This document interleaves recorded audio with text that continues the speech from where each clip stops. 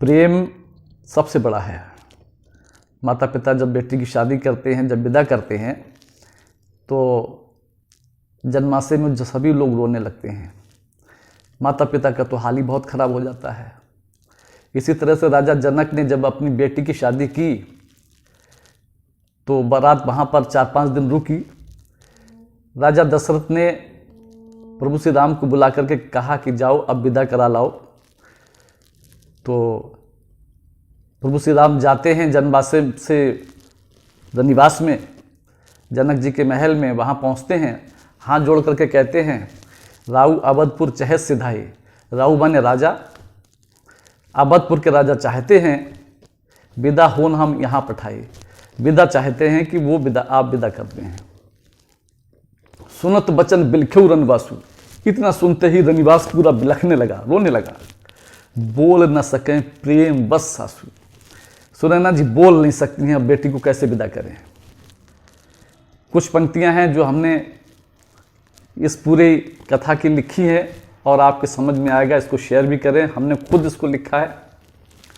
हाथ जोड़ राम ने मांगी विदाई है, हाथ जोड़ राम ने मांगी विदाई है, जनकपुर के वासियों की आंखें भर आई हैं। हाथ जोड़ राम ने मांगी विदाई है, जनकपुर वासियों की आंखें भर आई हैं।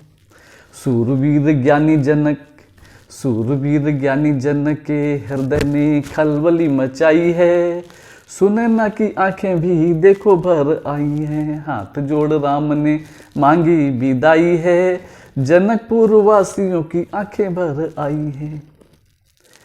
अब आप ये देखिए, 4 पंक्तियां हैं जो उसको आप सुने। जनक जी ने सखियों के संग सीता को बुलाया है, जनक जी ने सखियों के संग सीता को बुलाया है, सुनैना ने बेटी को हृदय से लगाया है।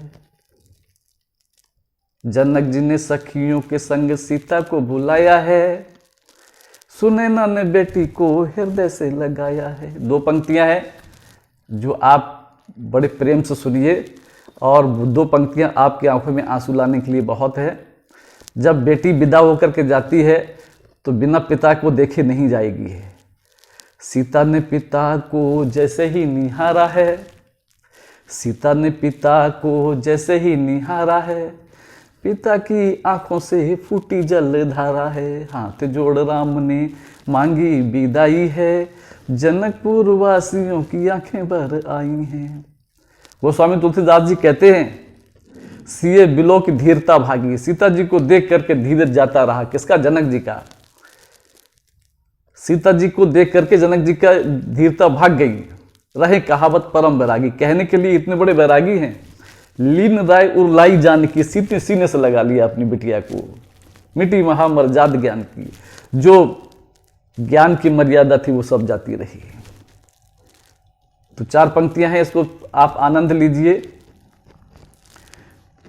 रास्ते की दूरी को वो समझ ना पाए हैं। जब बिटिया की विदा हुई तो राजा जनक पीछे पीछे चले जा रहे थे, और जब काफ़ी दूर निकल गए तो राजा दशरथ ने कहा जनक जी से कि आप बहुत दूर निकल आए हैं, लेकिन बेटी का प्रेम जो था पिता को इतना था कि जो है उनको याद ही नहीं रहा हम कहाँ तक आ गए हैं।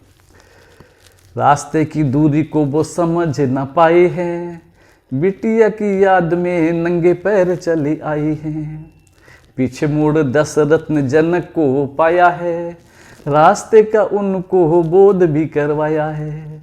20 कोस नंगे पैर 20 कोस जनक चले आए, बिटिया के प्रेम में दूरी तय कर आए। हाथ जोड़ राम ने मांगी विदाई है, जनकपुर वासियों की आंखें भर आई हैं। 4 पंक्तियां हैं। जब बेटी चली जाती है तो मोहल्ले में कैसा लगता है और घर कैसा हो जाता है, तो आप ये सुनिए। और जो मोहल्ले में पंछी होते हैं, सीता जी जिनको रोज दाना चुंगाती थी, उनका क्या हाल है, तो ये 4 पंक्तियां हैं, आप सुने। सुना है जनकपुर सुना परिवार है, सुना है जनकपुर सुना परिवार है, जनकपुर वासियों का हाल बेहाल है। अब आप ये देखिए, जनकपुर वासियों का हाल बेहाल है। सुनैना का रो रो कर देखो बुरा हाल है, सुनैना का रो रो कर देखो बुरा हाल है, जनकपुर के पंछियों की भी आंखें लाल है। हाथ जोड़ राम ने मांगी विदाई है, जनकपुर वासियों की आंखें भर आई हैं।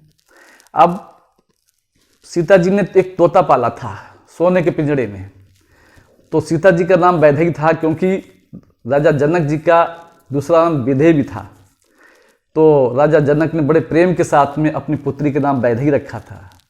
तो जब सीता जी चली गई विदा होकर के, तो तोता रो रहा था।